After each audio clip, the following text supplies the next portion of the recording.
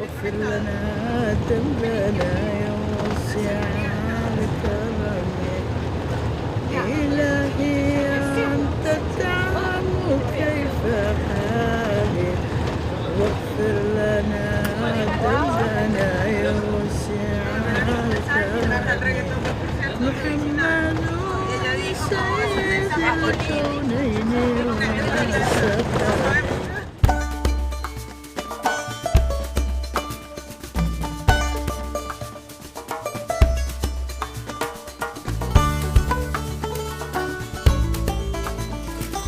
A learning route is basically a tool to learn through a journey.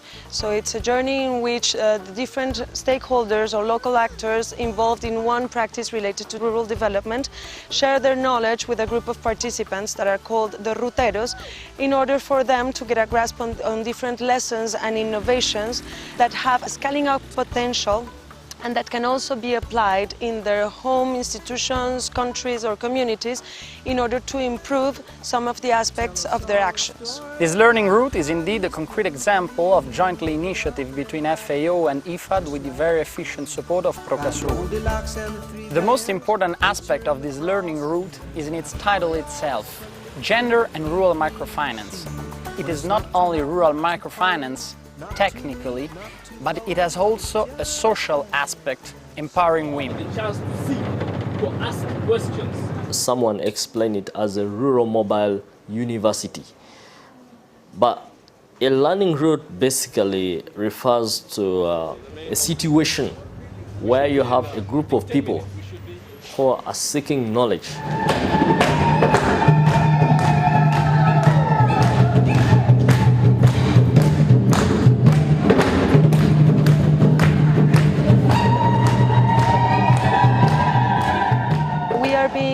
Hosted by 4 main case studies. The idea is that we're going to see some of the services, products and new approaches that they have developed to mainstream gender in their services. The knowledge has been trickling in from the north coming to the south. It has been observed that even in the south, there is knowledge which can be taken up to the north or anywhere.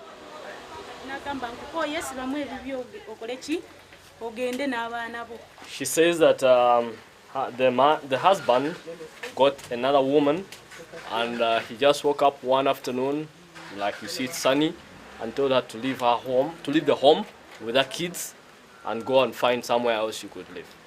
The example of Finca, which we saw in Chivaga, the good practice that I see here is the ability of microfinance to be able to empower a single mother who has been able to accumulate assets and also learn financial literacy, also learn how to save, how to manage her savings. And she has been able to build a home with support from funds from Finca as well as support from funds from friends.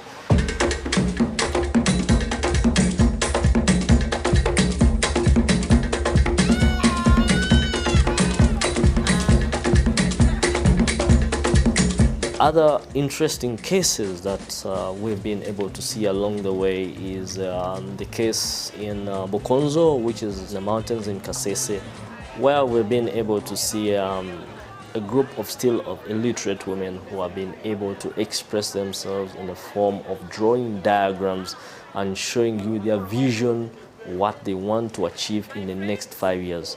My friend, her name is Teddy. Her symbol is avocado. She likes it because it is her source of income. She plants avocados. We have 102 volunteer trainers whom they have managed to train 2,717 community members who have achieved the methodology. I'm a teacher by profession. I'm just about 3 years old in the organization. In our area, there are so many things that really were not happening. The decision-making of women organizations, formal education for girl children. Most of the community members were illiterate. And even you would find that they wouldn't say, they wouldn't write, they wouldn't be able to count even the money that they would get when they go to market. These people had to develop their own symbols to present money, to present visions, to present anything that they like. This is my vision. I hope that in 2011, my house will be shining like this one. There will be power. I will be having my children with nursing. I will be having animals, bananas, then coffee, and also water tank. And where am I today is that I'm here with this house, with the coffee, with the business, with goats, with hens, with the banana plantation, and then with my business of coffee. Then I'm here also with my children.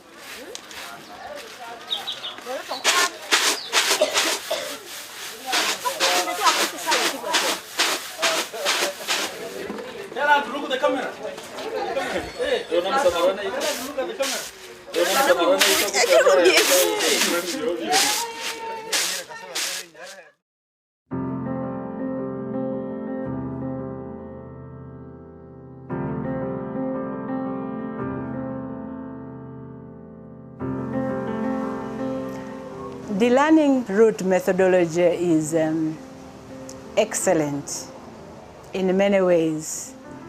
I think the biggest advantage is that we are learning. It offers an opportunity to learn from the real practitioners. What we've also seen is that women lack a lot of experience in leadership positions. So although there's a big participation of women in the groups that we visited, like 60, 70 or 80%, still they often are not taking place in the board of directors as chairpersons or secretaries or accountants. And that is also a lack of experience, and if they never get that experience, they can never advance towards those roles.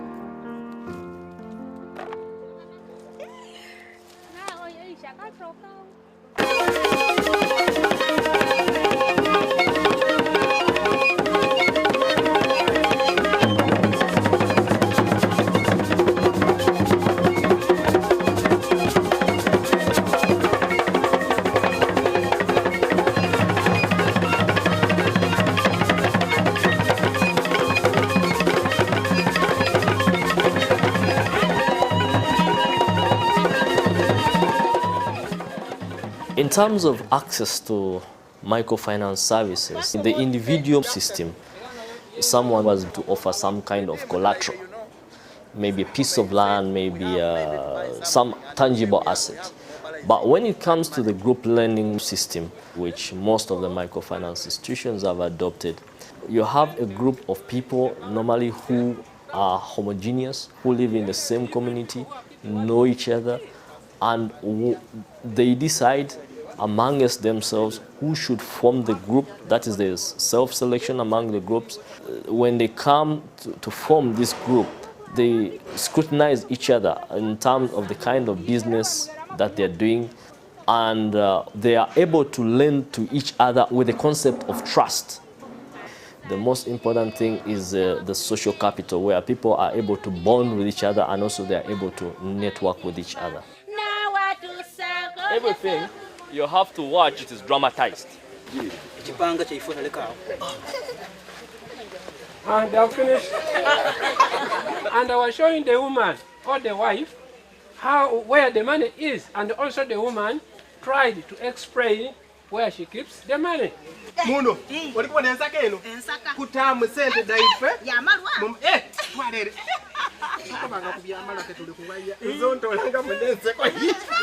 These clusters have been in Success Microfinance for a period of 8 years. It has seen some women grow and progress from small scale to big scale. Today we are going to be visiting women who are making wine.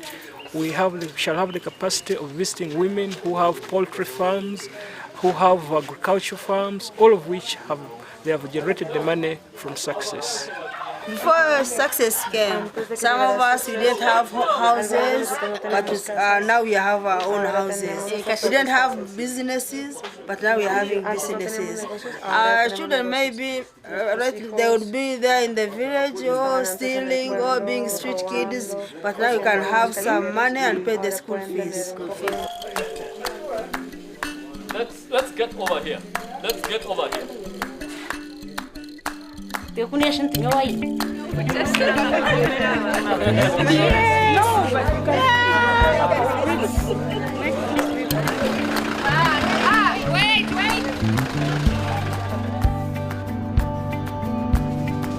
is important to realize that microfinance started with the mission of social objective, and its aim was to help marginalized people.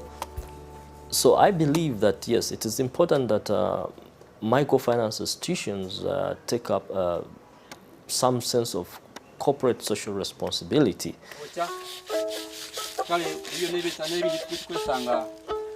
En esta visita nos han dado la oportunidad de plantear un plan de innovación para mí y para lo que espera mi institución de esta ruta. Me parece fabuloso. ¿Por qué? Porque hemos podido recoger algunos insumos, herramientas, experiencias y también un sentimiento colectivo de que hay que innovar. In Guatemala, there we have to develop a strategy for the 20 organizations of coffee producers that are certified by Fair Trade Labeling Organization, and there I would really like to use this tool of the vision of their future.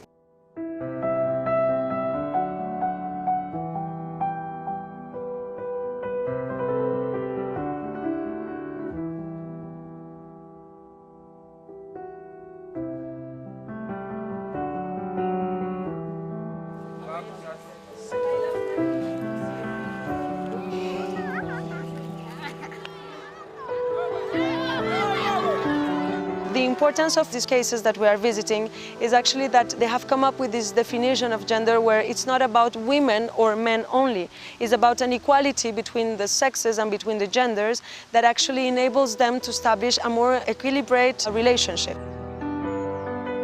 Esa es la verdadera política pública que pueda hablar de género e inclusión.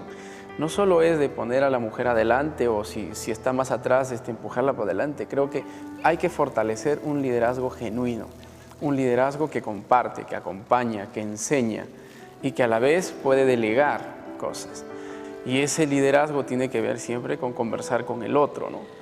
El socio, el ahorrista o el que saca el crédito, sentarse y conversar con el otro. Entonces, ese diálogo no hemos sentido que haya habido en la ruta, ¿no? Entre los casos que hemos visitado. Whoever has a challenge as a woman should not lose hope, should always know that change will come, but struggle for sensitization and attending seminars, then change will come.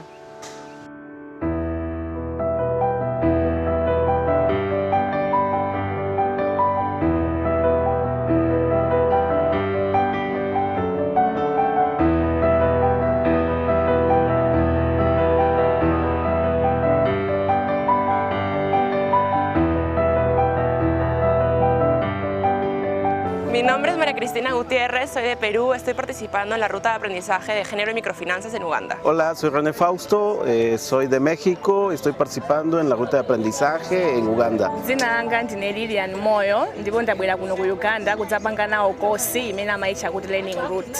Jina langu naitwa Anthony Mayodi, kutoka Kenya. Bampita Nagai Jacqueline Bukisa, nange nitabye mu musomo guno.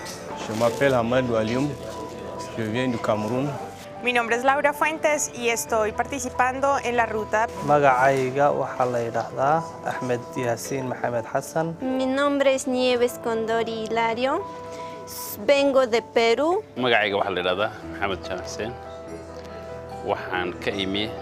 Mi nombre es Mariliana, vengo de Perú, vengo participando en esta ruta de aprendizaje acá en Uganda. Manyagange, Bampita Grace, Bantebya, Chomuhendo.